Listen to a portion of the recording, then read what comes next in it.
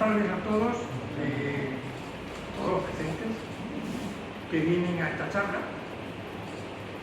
Esto forma parte de un proyecto amplio que tengo en mente, poner, es una puesta en valor y reivindicación de la Edad Media como concepto y como etapa tan denostada, tan vituperada. Hoy día todos sabemos, ¿no?, que su uso la mayoría de las veces es como término despectivo. Se me olvidó decir que soy Jesús Ponce Martín, pero bueno, ya me he licenciado en Mundo Medieval en la Universidad de Málaga, España. Y bueno, pasamos a lo que sería el problema de los límites temporales en la Edad Media, una aproximación al fin del califato de Córdoba. En principio, miren la imagen, si es que se ve, porque yo no... ¿Se ve? Sí, bueno. Eso sería el principio de la Edad Media, un cuadro representando la barbarie que saquea Roma en 476 y que es una imagen primera que va a recordar una persona que más o menos sepa que ahí es donde empieza la Edad Media, entonces por lo tanto asimila Edad Media con barbarie. Ese es uno de los grandes problemas. Decía el célebre jurista argentino Carlos Sánchez Viamonte, bisnieto del que fuera 2 veces gobernador de Buenos Aires, ustedes conocerán, que fue general, ¿no?, general Juan José Viamonte, en una obra llamada Las instituciones políticas en la historia universal, no sé si han leído el libro, pero es un muy buen libro, que la división de las etapas o edades de la historia se inclina a plantearlo desde el punto de vista institucional de la vida humana, que dice presentar escisiones ciertas para la cronología de la sociedad. De esta manera, la Edad Antigua se aplica a los pueblos de Oriente, a Grecia, a Roma, un ciclo que se va a cerrar con la caída del mundo romano de Occidente por efecto de las invasiones bárbaras, ¿no?, obviamente. Aunque de origen oriental, nunca va a dejar de poner sus ojos el mundo greco-romano hacia ese este que tenía, ¿no?, del que salían, del que bebían, dado que constituía todo el pasado de la civilización y de la cultura. Es más, es la cuna de la civilización, lo que sería normalmente explicado como el creciente fértil, ¿no?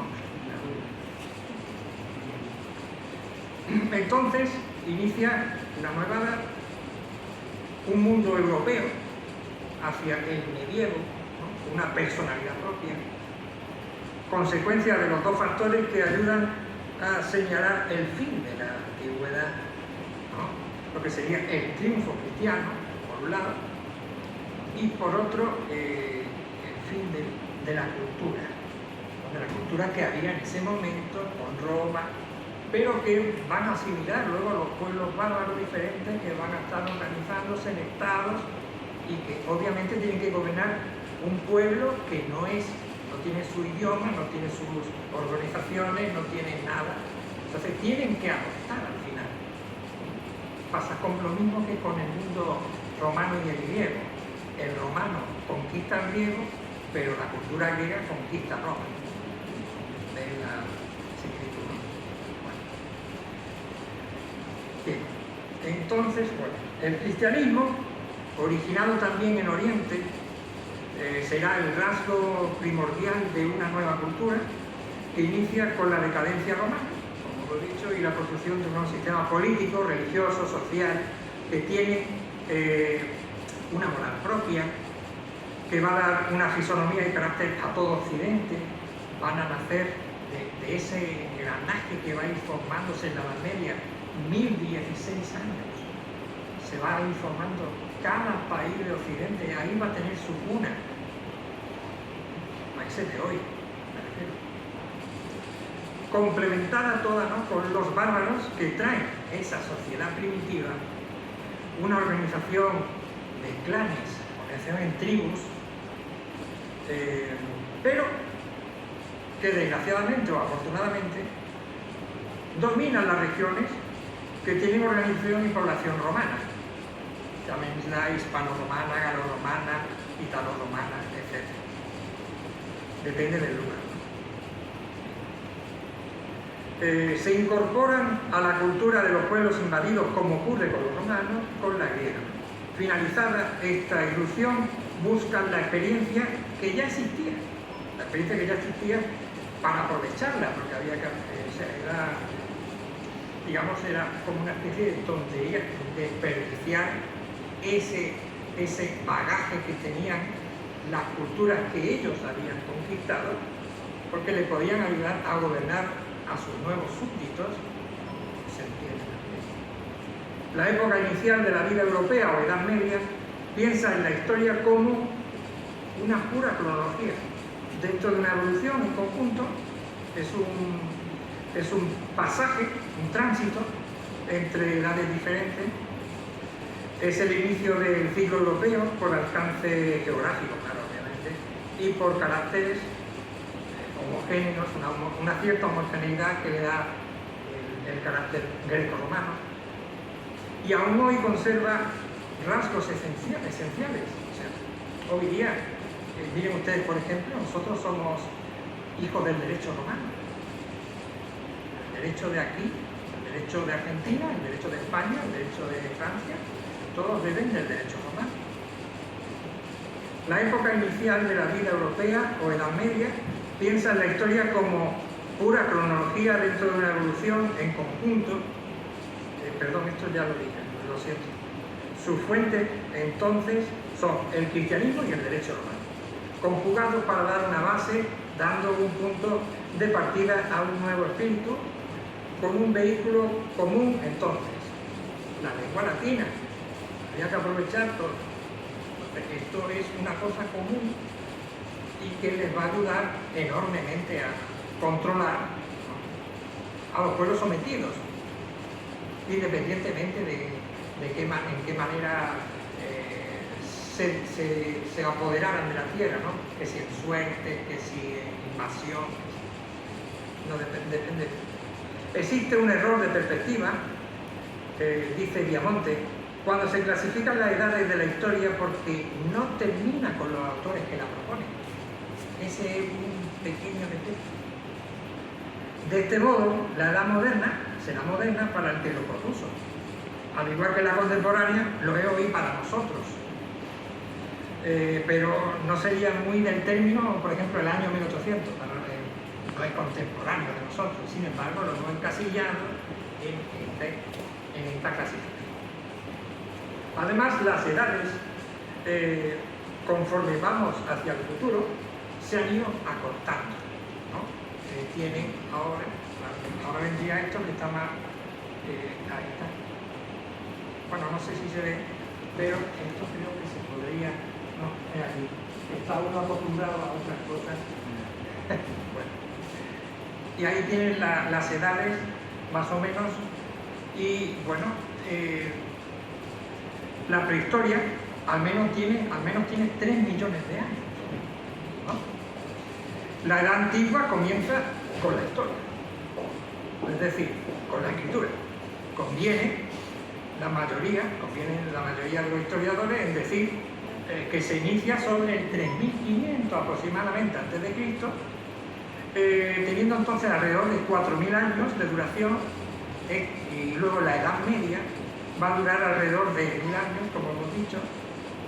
La Edad Moderna solo apenas 300, y la contemporánea pues llevamos 235.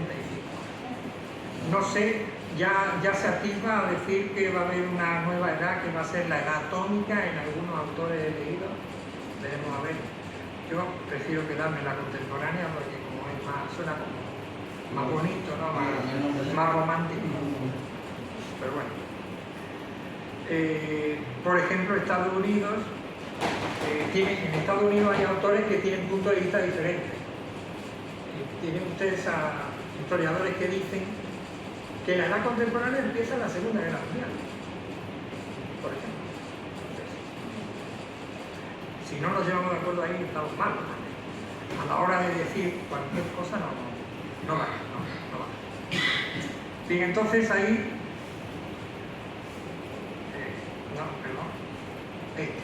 la división de la Edad Media, no me equivoco con el... porque creo que estoy con el otro ratón. Bien, ahí está. La división de la Edad Media tradicionalmente presenta tres fases: la Alta Edad Media, que sería desde el siglo V al X, donde está la Europa cristiana y se expande el cristianismo, pero se toma como retroceso cultural. Luego tienen ustedes la plena Edad Media, del siglo XI al XIII solamente, que es una especie de época de recuperación. Y por último, la Baja Edad Media, que serían los últimos siglos, XIV, XV, donde hay una crisis de esta misma edad y que va a dar pie, o sea, que va encaminada a llegar al mundo contemporáneo.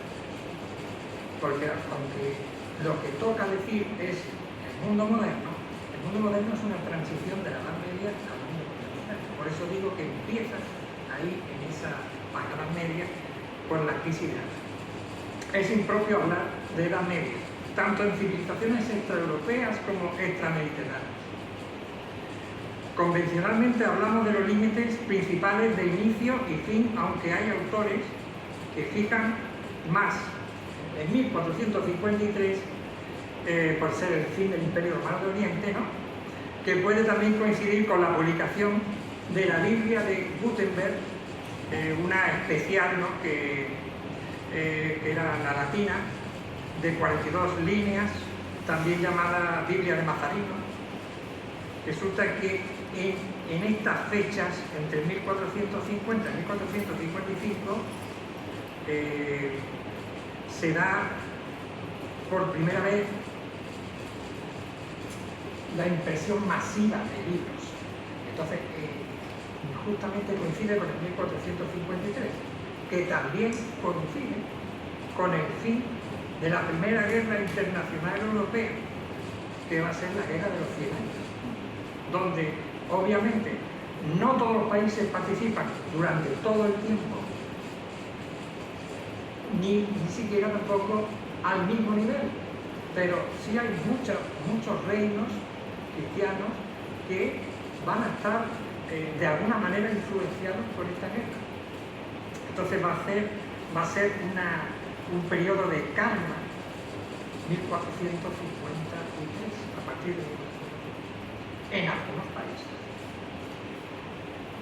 Bueno, hoy incluso se habla de antigüedad tardía, del siglo III a VIII, como gran etapa de transición que hace pasar, por ejemplo, de la economía esclavista a la feudal. En lo social desaparece el concepto de ciudadanía romana y aparecen los estamentos medievales, muy importantes, y que va a costar muchísimo salir de esa idea. Es más, hasta la Revolución Francesa vamos a estar con ese tema. También en política, la descomposición de las estructuras centralizadas del imperio, dando lugar a una dispersión del poder, ¿no? Va a haber unos poderes pequeñitos, según cada estado, ¿no?, pues va a tener un poder mayor o un poder menor. No es lo mismo la España, por ejemplo, visigoda, o la Galia franca, que el territorio de los alamanes o el territorio de los suevos, ahí en la Galicia y un poco más. ¿No? La Galaecia, bueno. Y en lo ideológico-cultural va a ocurrir una una sustitución de la cultura clásica. ¿Por qué? Por el teocentrismo cristiano y también por el islámico, porque depende del lugar, ¿no? Todo depende de la geografía de la que esté. Bueno, el inicio, o quién le puso el nombre a la Edad Media, viene del señor Christoph Martin Keller, nacido en 1638, un historiador, filólogo, orientalista, académico, catedrático de historia y retórica, en la Universidad de Halle, que firmaba como Cristóbal Celarius como seudónimo. El señor escribió en latín una obra llamada Historia Mediaevi, o sea, Mediaevi, perdón, porque la V en latín se pronuncia como la U, a temporibus Constantini Magni ad Constantinopolis a Turquis capitan deducta, que más o menos viene a decir la historia del periodo intermedio, el periodo de la Edad Media, entre Constantino el Grande, Constantini Magni, y la caída de Constantino. Entonces, tenemos, claro, al escribir esto luego se pone de moda en ciertos lugares siglos después. En resumen, un tiempo medio, intermedio, sin valor. Sin valor. Se han descubierto las ruinas de Pompeya en el momento en que le van a quitar el valor a esto. Entonces van a ver lo clásico de nuevo, van a ver, entonces van a decir, ¿cómo es esto posible? ¿Cómo es esto posible? Bueno, ¿por qué no miran las catedrales de la Edad Media? Esas grandes catedrales, esas grandes construcciones. Por ejemplo, catedrales de la Edad Media, la de Santiago de Compostela, por ejemplo. Por decirte una, la catedral de Colonia, la de Maguncia, no me destinen de la lengua. Bien, entonces, este señor se sitúa en el Renacimiento, en el humanismo. Es un renacer de las cosas, el mundo está, el hombre está en medio de las cosas, está en el centro de las cosas, es el hombre. Humanismo. Y se valora el arte, se valora la cultura actual, la greco-romana. Se deja de valorar esas esculturas extrañas para ellos, no para los de la época, de una catedral gótica o de una iglesia gótica, más pequeñita, más, con unos artesanos más rudimentares, pero que su función estaba. La función era la de que el pueblo entendiera lo que estaba bien. No hacía falta hacer una cultura del mí en ese momento. Cada momento de arte tiene su explicación.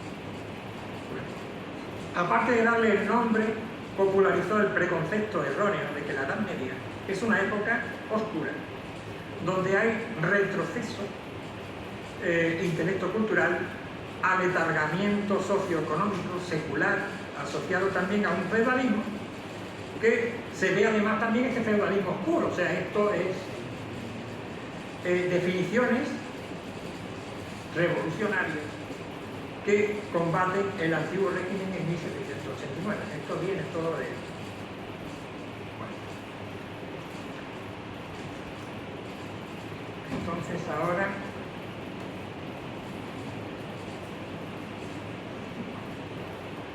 otra vez me iba... No sé si será más o menos, ¿no?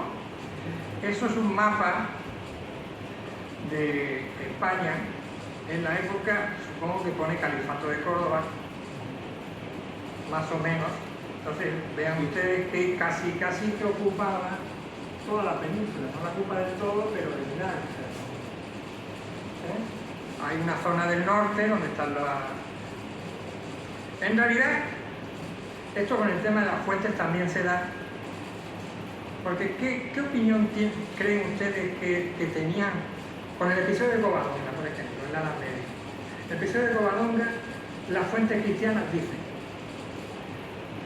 vino un tumulto de ejércitos musulmanes y nos defendió por milagro la Virgen de Covadonga en esta cueva y pudimos rechazar el ataque. Pero ¿qué dicen las fuentes musulmanas? ¿Ustedes alguna vez pensaron qué podría decir de la batalla de Covadonga? Hay un libro en el cual dice algo así. Dice: que persiguieron a una serie de, no sé exactamente la palabra mala de hombres, que ni siquiera soldados, y que se fueron a una roca, y que en vez de perseguirlos, decidieron dejarlos estar ahí porque 20, así es la expresión, 20 asnos en una roca, ¿qué les iban a hacer? Esa es el punto de vista musulmán de la época, ¿no? Pero fijaos que un buen bocado le sacaron esos asnos, ¿ven? Con el tiempo y la paciencia. Esta otra parte tiene que ver, que la parte catalana, navarra y aragonesa, tiene que ver con los esfuerzos de los francos. Pero esta otra sí es libre. ¿Quiénes son los del norte? ¿Los vascos o qué? Estos de aquí serían, ¿Los catalanes? claro, los condados catalanes, luego tenéis los pequeños condados aragoneses, es que no tiene bien ahí, no se ve bien. Y luego, y luego estaría, sí, el señorío de Vizcaya, y lo que sería el condado de Castilla, que nace después, pero en realidad el reino de Asturias primero y luego el reino de León. Eso en el norte. Eso en el norte. Y del reino de León parte el reino de Castilla, pero los navarros son los que le dan el reinado, porque de un rey, que era Sancho III el Mayor, de Navarra, va a heredar Fernando I, ya no como conde, sino como rey. Y ahí, bueno, ahí va a aparecer a últimos años de este señor el cicatador. Y hay mucho escrito sobre él, ¿no? Bien. Entonces, vamos. En medio de la época entre la abdicación obligatoria de Gisén II en 1009 hasta la abolición formal en 1031, que es como se señala el fin del califato, 1031, se van a suceder 9 califas, o sea, en 22 años, 9 califas. Y encima no son de la misma familia, van a ser califas omeyas, pero también hammodíes, que son una familia bereber que viene del norte de África, concretamente de la zona de Ceuta, donde van a estar de gobernadores y en algún momento se les va a encender el avispero o lo que sea, o la luz, y van a decir, bueno, hay en Córdoba tal problema interno, que yo voy a ir con mi mesnada y voy a ocupar, y ocupa, y se hace nombrar califa. Puede estar un año y medio, pero se hace califa de todo. Y no tenían, o sea, encima en algún momento dice, bueno, yo es que defiendo de Mahoma, o sea, todo inventado. Pero ya saben ustedes que primero se llega al poder y lo de menos es luego justificar el tema de las familias y eso hay mucho. Y mucho más cercano. Bueno, entonces, esto viene ¿por qué? Porque había unos grandes problemas políticos, y estoy viendo, sí, y paulatinamente estos problemas conllevan a que las zonas más periféricas vean que pueden tener más poder del que tienen. Normalmente, a ver, esta sería la zona de Zaragoza, esta es la zona de Toledo y esta es la zona de Badajoz. Estas tres, que luego van a ser las mejores, las más fuertes de las taifas. ¿Por qué son así? ¿Por qué es eso? Porque están en la frontera, la vía fronteriza es donde hay mayor presencia militar, por lo tanto son esos gobernadores los que tienen la llave. Si alguna vez alguno no se pone de acuerdo con el califa, puede ser un gran peligro.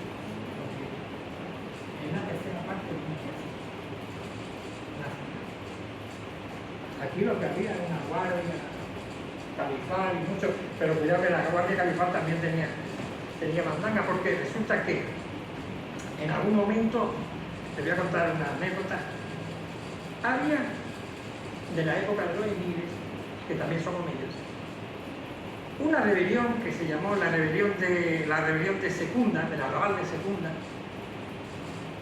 y resulta que estaba en las afueras de Córdoba, en un meandro del río afuera. Entonces, esas personas fueron hacia la capital. ¿Qué hizo el emir? El emir envió a la guardia que tenía africana al lugar de donde venían ellos. ¿Qué es lo que había en aquel lugar? Mujeres, niños, viejitos. Cuando en mitad del camino estas personas que venían protestando contra el emir miran hacia atrás y ven humo, tienen que volver, y aquello fue una masacre. ¿Y cómo termina el episodio? El episodio termina explicándonos que este señor tenía un tema de la sangre, o sea, la venganza en la sangre. ¿Por qué? Porque decide agarrar a todos los cabecillas de la reunión, de aquella marcha, y los empala alrededor del palacio. Es increíble, se queda uno. ¿Saben ustedes lo que empalar? No os digo porque se quedan así medio, a lo mejor no saben ni qué. Bueno, de los 9, volviendo al tema, de los 9 califas, 6 eran bisnietos de Abderramán III. No sé si bien. Otra vez con esto, qué manía. A ver si puedo. ¿Ven? Bueno, ahí marcado en naranja estaría, no sé si se ve o no sé si se ve mejor ahora, ¿no? Aquí en naranja estaría Abderramán III, primer califa de Córdoba. El hijo, el nieto, y luego 6 bisnietos que nada tienen que ver con esta línea. Imagínense eso en esos 20 y poquitos años, cómo unos se mataban a los otros, o el mismo pueblo los mataba, en fin, una serie de desastres. Bien, la taifa de Córdoba, bueno, sí, aquí estaría, ¿no? Sí. La taifa de Córdoba es el nombre de la que va a surgir justo en el año 1031, cuando se le pone al último califa omeya. Alrededor de la ciudad de Córdoba se va a conformar, ¿no?, con este tema de la desintegración que surge el califato. Es el primer estado republicano en la historia islámica. Lo cual, o sea, quiero decir que es digno de mención, ¿no?, porque no ha existido anteriormente nada parecido.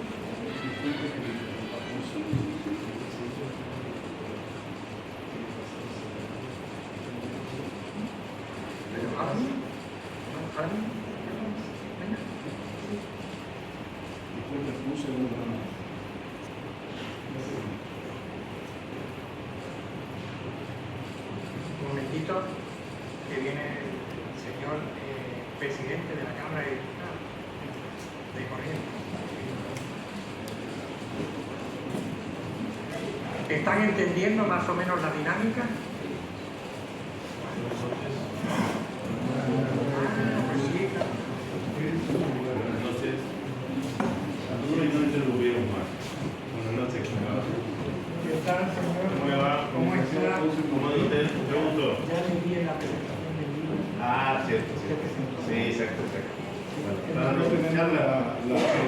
Y estamos hablando sobre Aranda.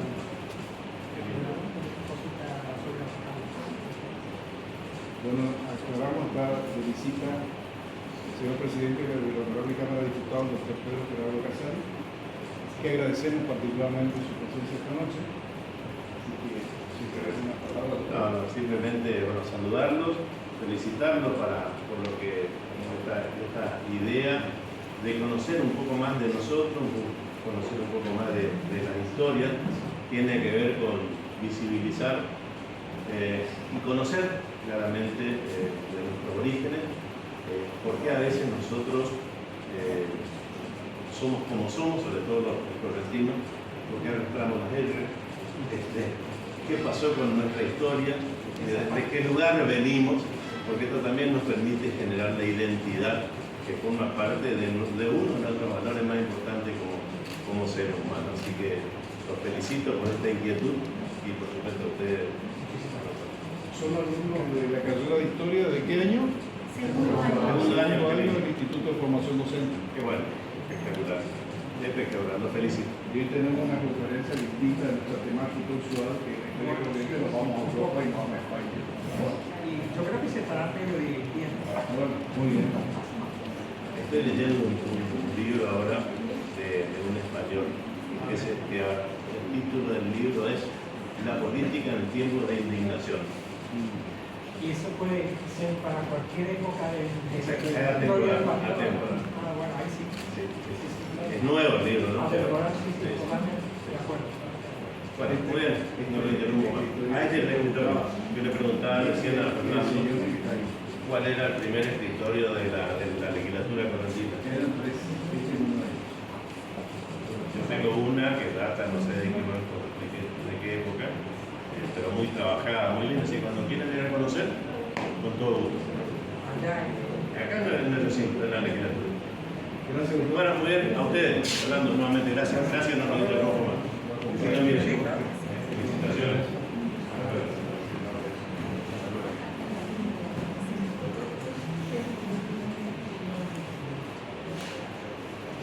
Bueno, como les decía, ese Estado islámico, vamos a llamar primer intento republicano islámico, va a durar hasta 1070, aproximadamente 40 años. ¿Ese es el califato? Ese sería, o sea, El republicano es medio raro para algunos. sí, ya sé, Por eso esto ahora no, dice que república con los musulmanes no. este también, solo hay otra vez la de aquí. Dios. Bueno, miren ustedes el puzzle, ¿cómo se llamaría aquí puzzle? Ah, es el Rompecabezas en que se convierte el califato al principio. ¿Qué pueden observar ustedes ahí? Los tres grandes, porque si estos tres grandes se dividen, esto afectará hacia adelante y se acaba la España islámica. Así que estos intentaron mantenerse más o menos, Badajoz, Toledo, Zaragoza. musulmán. Sí, todo esto es musulmán. Se despedaza. Ahora bien, en cuanto a los colores, tienen ustedes que tener en cuenta que ahí viene el origen, ahí está separado por el origen de la clase dirigente. Entonces, en verde tienen ustedes los bereberes nuevos, los amudíes, los filies de Granada, que lo que sucede en el sur, ¿vieron? Luego tienen los eslavos, que están todos en el este, salvo el de Badajoz. Y luego tienen los de origen árabe, que va a ser, por ejemplo, el de Sevilla, el de Córdoba y el de Zaragoza. Y por último, los bereberes antiguos, ¿no? de casta, que serían de Zaragoza y unos cuantos pequeñitos. Así que está bien dividido, hasta, yo diría, hasta racialmente, solo que es la clase dirigente la que es. Y es un completo caos, ¿no? Bueno.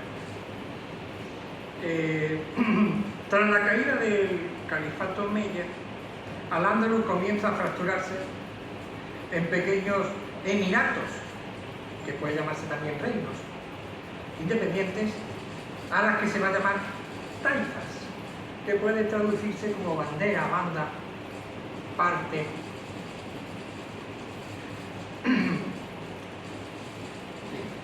En ese mapa tienen ustedes 1, 2, 3, bueno, la verdad que se me... tienen ustedes la taifa de Alpuente, Badajoz, Denia, Valencia, Albarracín, Almería, Arcos, Huelva, Murcia, Algeciras, Carmona, Granada, Morón, Ronda.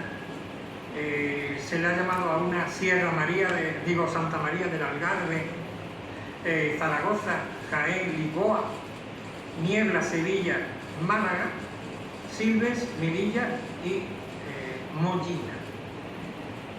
Estas serían hasta 1031. A partir de 1031 aparecen.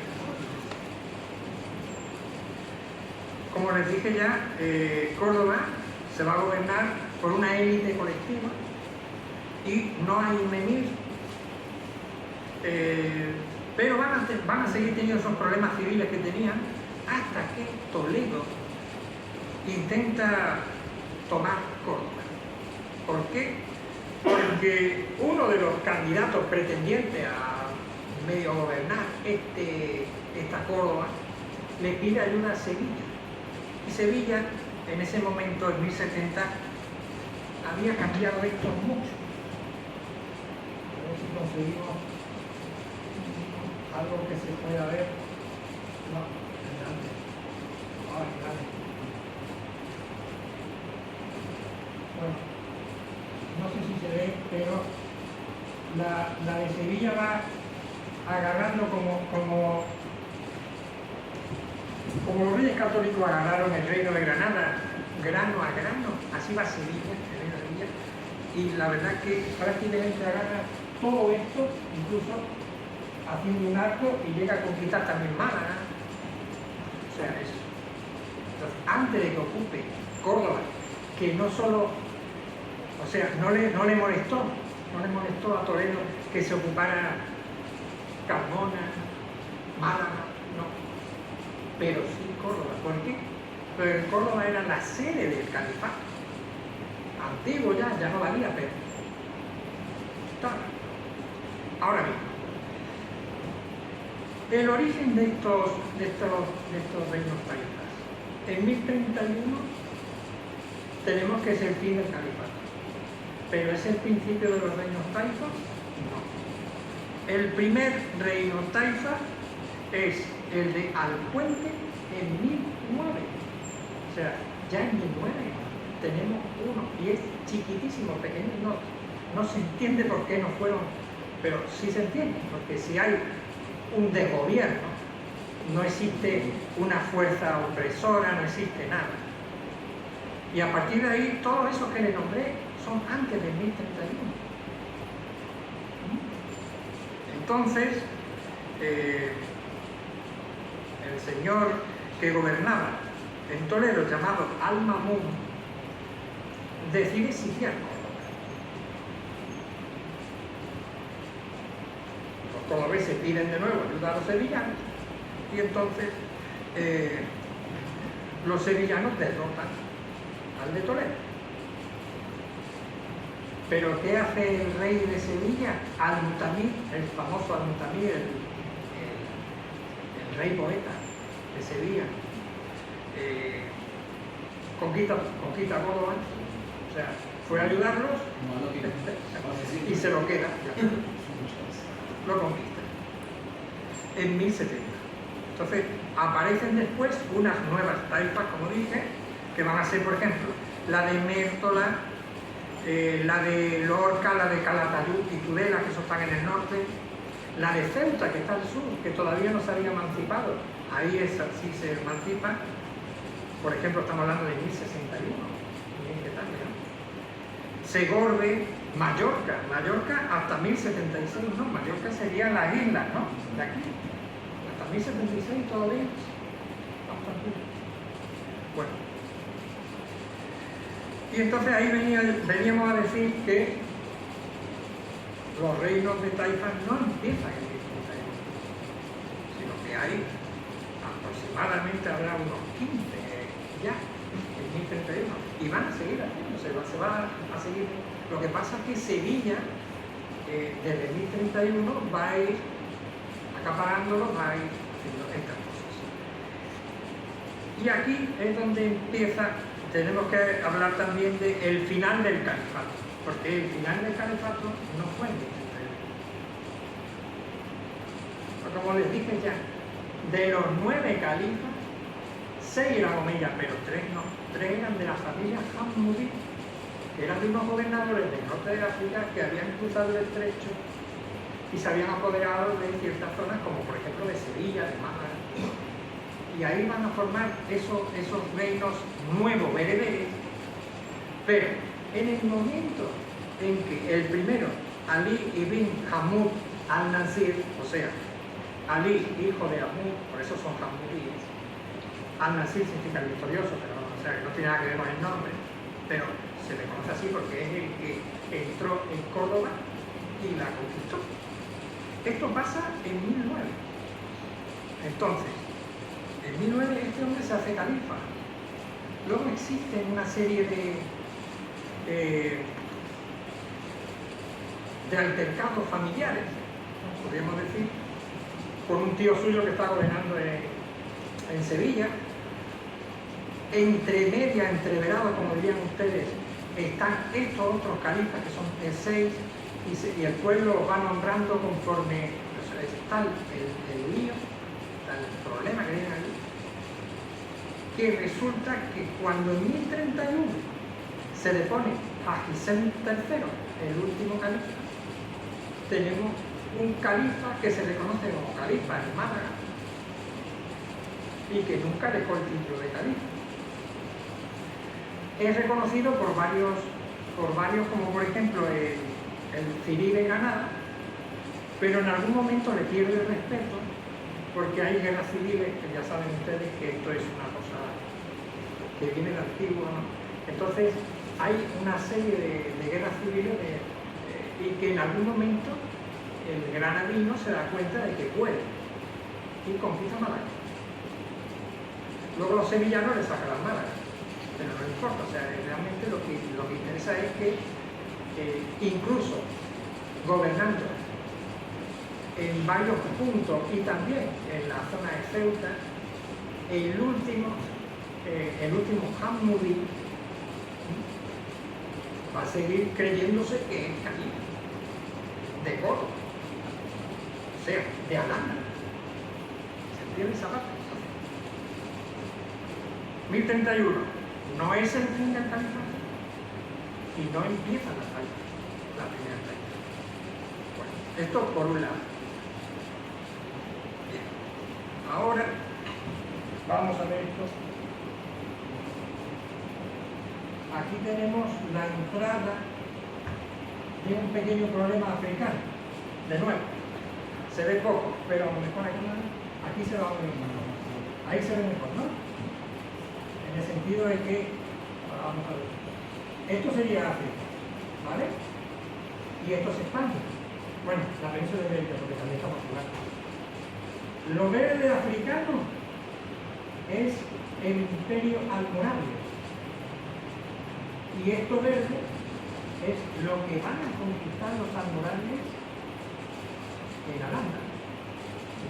¿Por qué llegan los almorávides a Al-Ándalus? Porque en algún momento les piden ayuda contra los cristianos y va a haber una serie de batallas terribles, cruentas, como la de Falaca o Sagraja, que es el mismo nombre, pero uno es castellano y otro es árabe, donde van a ser más o menos sostenidos por los cristianos, y si no, va a haber tablas, lo mismo va, pero con el tiempo, esta ayuda que le está dando este nuevo emir que ha salido de la zona del desierto y que van a fundar, por ejemplo, Marrakech, que es lo que le va a dar luego nombre al país de Marruecos.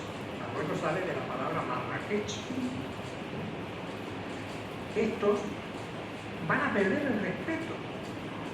Lo mismo que hizo el sevillano con los cordobeses, estos van a perder el respeto porque ven que, imagínense ustedes, que les convencen de una religión hoy Y mañana van a un lugar donde se da esa religión. Y en esa religión no se come pescado, pero ustedes van y todos comen pescado. ¿Qué pasa? Pues esto les pasó lo mismo. Llegaron y bebían vino. El Islam prohíbe el alcohol, pero ellos lo medio escondieron la palabra, ¿no? Decían que era jarabe de uva. No era vino. Jarabe. Los que estaban en Al-Ándalus. Cosas así, ¿no? O sea, que realmente salteaban como podían la Sharia, la ley. Por eso los de África descubrieron. Los de eso. África llegan allí, ayudan, pero en algún momento Tarsufín y sus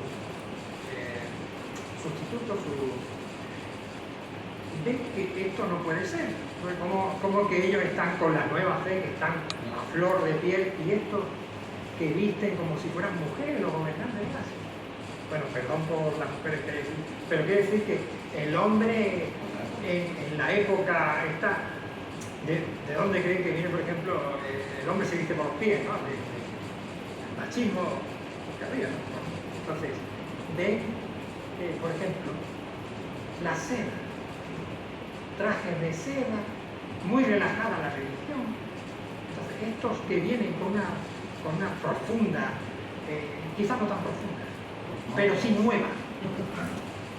nueva religión, entonces ahí choca. Y ahí decide invadir o lo invade.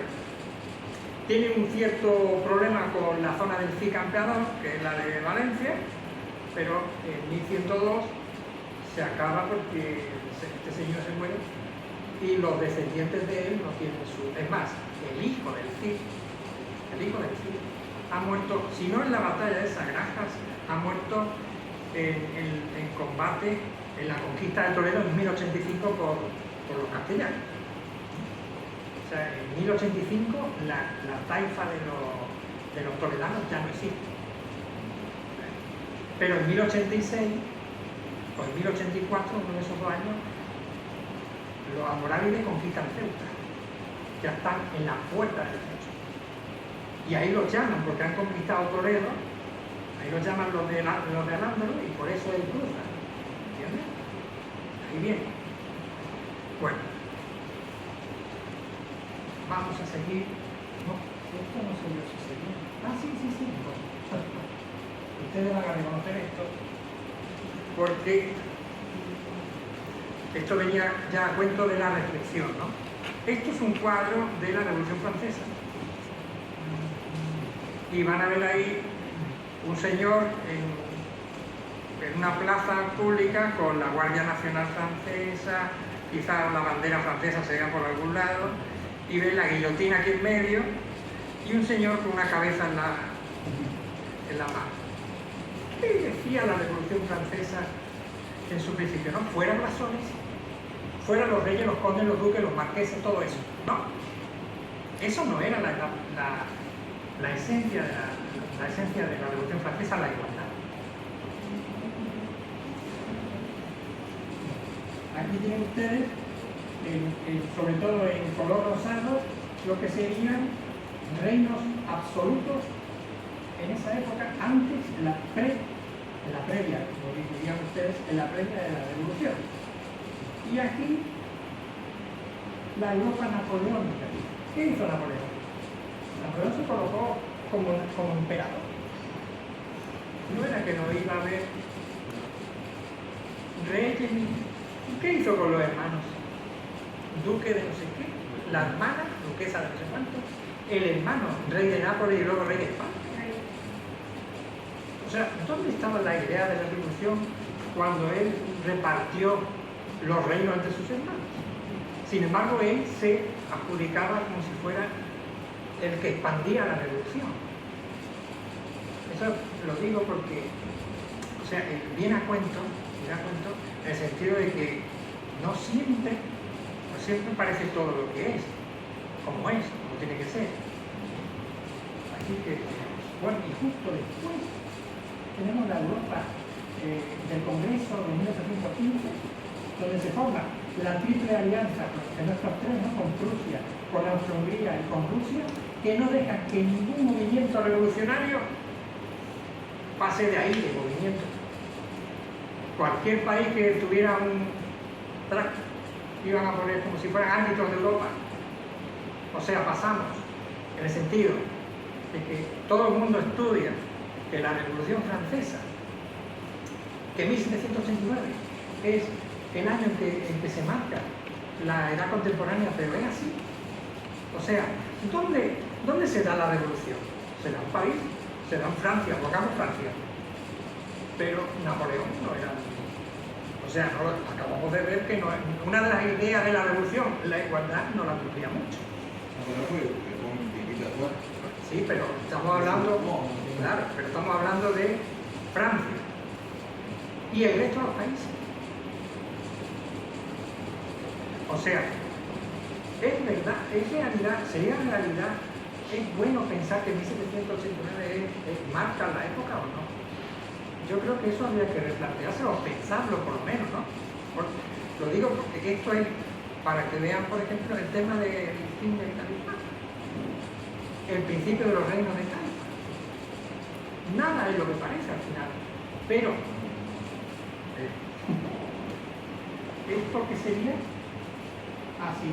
Esto es el 2 o el 3 de enero de 1492, los reyes católicos o Abdil entregándole las llaves de Granada a los reyes católicos. Bien. 1492. El fin de la Edad Media. En 1453. En 1492, cuando se descubre América, o se redescubre. Es 1570 en España, donde dicen muchos historiadores españoles que termina la Edad Media en España. 1570, hasta la expulsión de los moriscos, por eliminar un elemento que unía la Edad Media con el presente, con su presente, con el suyo. Entonces, mi reflexión sería que en la historia, en muchas ocasiones, los límites son muy difíciles. Pero para su estudio, el estudio de las épocas, no tenemos más que disponernos y ordenar ese caos, porque si no, no habría forma de hacer estudiar a los estudiantes, a los chicos, porque no habría, todo sería una línea continua y tenemos que marcar periodos, porque si no, no hay forma. Sí es cierto que, por ejemplo, en la Edad Media vamos a tener momentos en que va a haber feudalismo, momentos en que no va a haber feudalismo. ¿Por qué? Porque al empezar la Edad Media no hay, obviamente. No hay. Al empezar la Edad Media no existe el Islam. Al finalizar la Edad Media sí existe el Islam, sí existe el feudalismo, pero van a existir otras cosas que no hay en el principio, como va a ser el Renacimiento, que se ha llamado el humanismo. Nosotros estamos en un profundo cambio y no nos queda más remedio que acortar, aunque sea de esta manera ilusoria, el tiempo de historia. ¿Y se termina?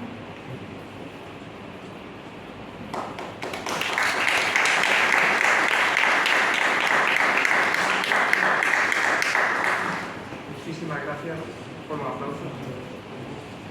Está abierto el debate si quieren. Ah, sí, pueden ustedes preguntar si quieren algo, ¿eh? No me vayan a preguntar, no me vayan a preguntar sobre la Edad Media en Japón ahora mismo.